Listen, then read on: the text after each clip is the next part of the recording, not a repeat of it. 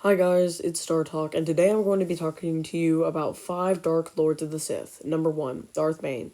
An important architect of the Sith Order, Darth Bane lived 1,000 years before the Battle of Naboo. He began life as Dessel, an indentured cortosis miner toiling under harsh conditions on the planet Apatros. He was raised by his abusive father Hurst, who berated and blamed Dessel for the difficulties of their circumstances, nicknaming him Bane. This hardened Dessel into a tough young man who discovered his sensitivity to the Force when he used the dark side to kill his father.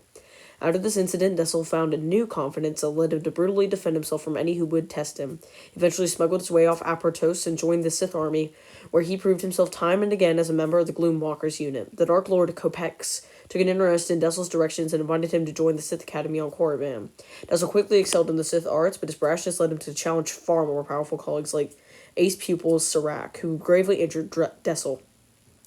While convalescing, Dessel supplemented his training by studying forbidden ancient texts and learning about Sith traditions that had been all but abandoned. He read about Darth Revan and began contrasting Revan's mythology with the shortcomings he perceived in the then current Brotherhood of Darkness. It was at this time that fellow student Githany sought to seductively manipulate Dessel to her own ends, using his increasing abilities to unseat Serac from his favored position within the academy. Dessel challenged Serac and this time bested him, but stopped short of delivering a killing blow. So convincing was he that the current Sith were misguided. Dessel disobeyed his masters and sojourned on the dark side drenched worlds of Korriban and Lehan, desperate for guidance. On Lehan, he discovered a lost holocron of Darth Revan, and he became fixated upon ancient Sith traditions.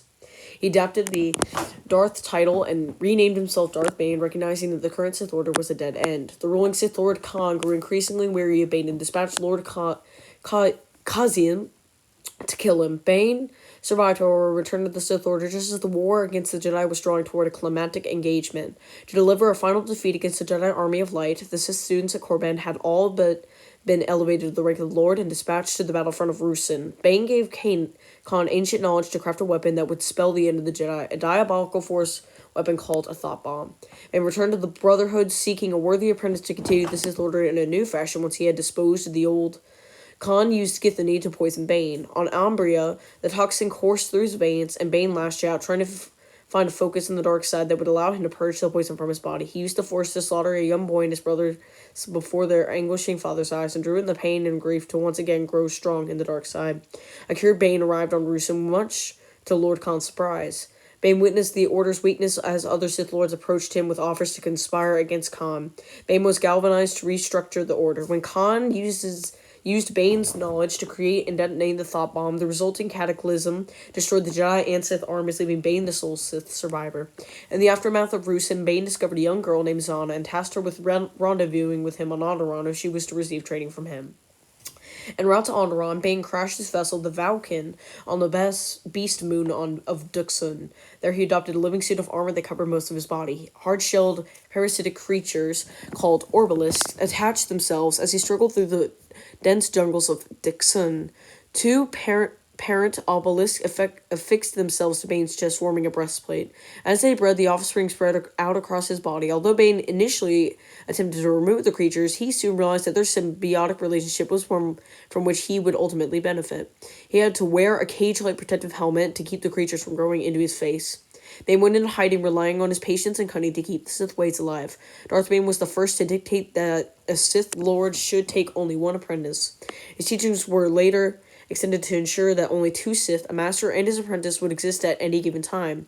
The so-called Rule of Two, one Sith to embody power, the other to aspire to it, Zana became his apprentice, thus starting a secret line of Sith Lords that would extend over the centuries all the way to Darth Sidious's time and beyond. Now, I think the Sith is incredible. He's one of the strongest of time. He's legendary, and I think he's really, really cool. If you guys have any thoughts about him, leave your comments in the section below. Don't worry, guys. This one isn't going to be as long as the last one. Okay, second one is Darth Revan. Before he took on the Sith mantle of Darth Revan, he was a young, charismatic Jedi who took part in the Mandalorian Wars. Ignoring the dictates of the Jedi Council, he and his fellow Jedi, the future Darth Malak, recruited many of the impulsive youth of the Order to their cause of victory and glory over the Mandalorians, adopting the alliance of the Revanchists. This combative splinter group of Jedi led the fleet of the galactic group of of the Galactic Republic and driving back the invaders. The Mandalorian Wars were long and bloody, and many Jedi perished in the struggle. Yet in the end, the Republic emerged triumphant. Let's see. And the singular Jedi who called himself the Revanchist and Malak were hailed as heroes. But the heroes did not leave the war untouched. Something about the Outer Rim worlds twisted and corrupted them. On Korriban, the Revanchist uncovered the lost secrets of the Sith and became the heir to an ancient and evil legacy. Succumbing to the lure of the dark side, the fallen Jedi assumed the title of Darth Revan, Lord of the Sith. He chose Malak as his apprentice, and the great fleet under their control abandoned the Republic and swore fealty to their new Sith masters. With their army of followers, Revan and Malak returned not as survivors but as conquerors. For 2 years, as saviors, but as conquerors. For 2 years, battles raged on the perimeters of Republic space. The Sith gained victory after victory until the Jedi set a trap for Revan and succeeded in incapacitating the Dark Lord. But during the chaos of battle, Malak managed to escape. Malak seized the mantle of his fallen Sith master and proclaimed himself the new Dark Lord, swearing revenge on those who had taken Revan, and the Sith Armada continued its relentless advance upon the core worlds. The Jedi Knights wiped Revan's memory, returning him to their ranks without the taint of the dark side. The amnesiac Revan, unaware of his true identity, was paired with Jedi Knight Bastila Shan in her mission to track down Malak and stop the Dark Lord's next plot, which involved discovering the ancient Rakatan Starforge and unleashing its power against the Republic. Revan and Shan were separated during a space battle above the planet Terrace when their flagship, the Endar Spire, sustained heavy damage. Republic officer Karth Onasi accompanied Revan to the surface of Taurus, where they sought out Shan's escape pod in the planet's undercity. From there, Revan, Shan, Onasi, and their growing retinue journeyed across the galaxy, following ancient clues to the location of the Starforge. This group uncovered the weapon and was able to stop Malak. Revan uncovered his memories, but nonetheless succeeded in stopping the Sith plot. Now, guys, I think this guy is one of the most amazing Sith there ever was. Now, if you're telling me, I would say this guy is one of my favorites. He is totally one of my favorites.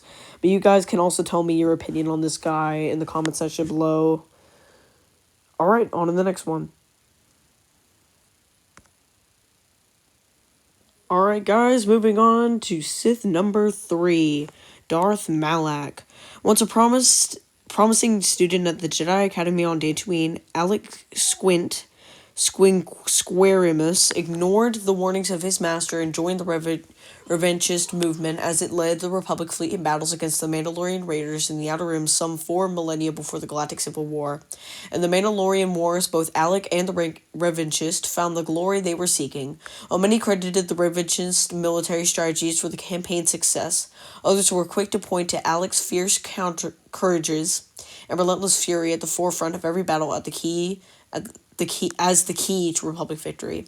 Alec and the Revanchist pursued the fleeing Mandalorians into the uncharted regions of the galaxy and returned as changed men. The Revanchist became Sith Lord Darth Revan, and Alec turned into Darth Malak, his chosen apprentice. The heroes had become conquerors. With each Sith victory, soldiers and Jedi alike began to abandon old allegiances to join the new power. In desperation, the Jedi Order set a trap to capture the two Sith. Details of the ensuing battle were never clarified. Darth Revan was captured and many Jedi were killed, yet Darth Malak managed to escape. Some claim that Malak fled the battle. Others said he survived because he was stronger than Revan, but some believe that Malak turned on Revan using the opportunity to wrest the mantle of Dark Lord from his War Master's failing grasp. Darth Malak continued to wage war against the Republic. He was distinguished by the unusual face shield he wore, an apparatus that was required after he lost his lower jaw in a lightsaber battle. His speech was assisted by a vocabulator, and his voice had a distinctly metallic sound to it. In a break from the Sith forays that Revan led against Republic systems, Darth Malak destroyed worlds rather than capturing them, ensuring that vital resources were no longer available to either side of the battle. In the tradition of the Sith, Darth Malak took Darth Bandon as his apprentice, and the pair worked from a base on Korriban for many years. Much of Malak's war machine was produced by the Starforge, an ancient Rakatan artifact that was modified to produce Sith fighters and other weapons. Darth Malak powered the Starforge with captured Jedi Knights, drawing on their powers to augment the massive input of the unknown world's sun. With the deflection of Admiral Saul Karth, Darth Malak acquired the Leviathan, which served as his personal flagship, as he appeared to be invincible. In an epic battle, the Jedi Knights and the forces of the Old Republic set out to destroy the Starforge and eliminate Malak's threat. The battle was waged for months until Darth Malak was killed and the Starforge destroyed. Now, this guy, I like him a lot, but I prefer Darth Malak over... Sorry, my bad. Darth Revan over him. Okay, thank you so much for listening, guys. On to the next one. Alright, guys, on to our fourth Sith, our second to last one. Alright, Darth Malgus. Darth Malgus was born under the name Varundun and later nicknamed the False Emperor. He was a male human Sith master who served the Sith Empire during the Great Galactic War, the Cold War, and the Second Great Galactic War. Following the Battle on Alderaan, Malgus was nursed back to health by a person named Daru. But jaw wounds he received during the battle forced him to don a respirator helmet mask that covered his nose, mouth, and neck.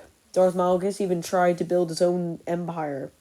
Malgus dies by being hit by a Republic Special Forces trooper who fires a rocket launcher at him along with other troopers.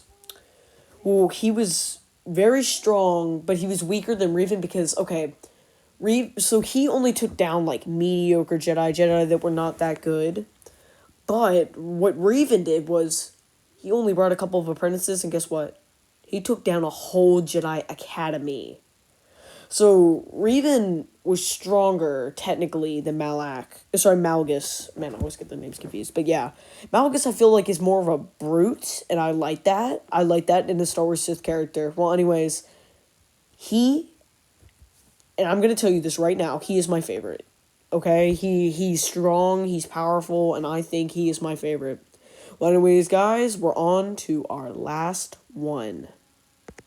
Alright, guys, this is our final Sith Lord of the day. I really hope you've been enjoying, and I'm so sorry this has been a long video. But anyways, this one is kind of short, but not really. Alright, let's get into it.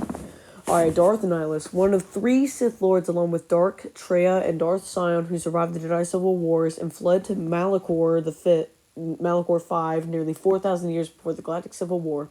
Darth Nihilus was known as the Lord of Hunger and was noted for his ability to literally consume the force energy of his victims, which was used to sustain his own life energies.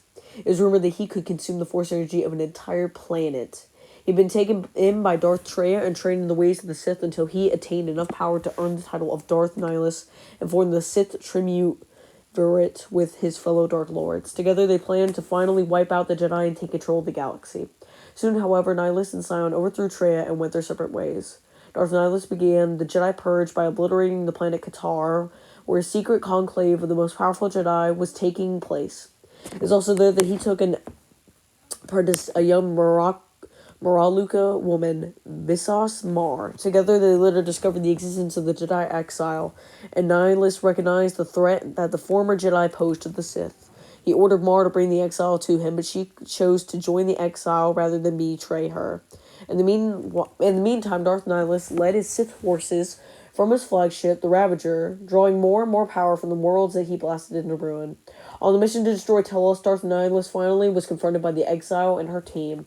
Although Darth Nihilus managed to stun the exile, he was unprepared for the devotion of his former people Mar to the young woman. Mar tried to exchange her life for that of the exile, giving the former Jedi time to recover. Together they confronted Darth Nihilus. The Sith Lord was no match for their combined might, and he fell in battle. As he died, Darth Nihilus' body seemed to melt away into nothingness, as he somehow managed to escape and encase his spirit in his battle armor. When the armor was transported to Korriban for burial, his spirit traveled with it, and the connection to Korriban's dark side nexus allowed the spirit of Nihilus to maintain contact with the physical world. That spirit remained hidden on Korriban for millennia until Darth Krayt discovered a Sith holocron that allowed him to commune with Darth Nihilus and other Sith spirits more than a century after the Galactic Civil War. Darth Krayt hoped to learn more of the ancient secrets of the Sith power, but the many Sith spirits refused to simply turn over the information. I believe that Krayt was little more than a pretender, and that so-called rule of one was only diluting the power of the Sith, rather than concentrating it. Alright. There we go. So that's our last one. I hope you guys enjoyed the video. Please share a like, and please, in the comment section below, tell me which was your favorite Sith, and who do you think was the strongest? Leave it all in the comments below. Leave a like, subscribe, and thank you so much for watching. See you guys next time. Bye. This has been Star Talk.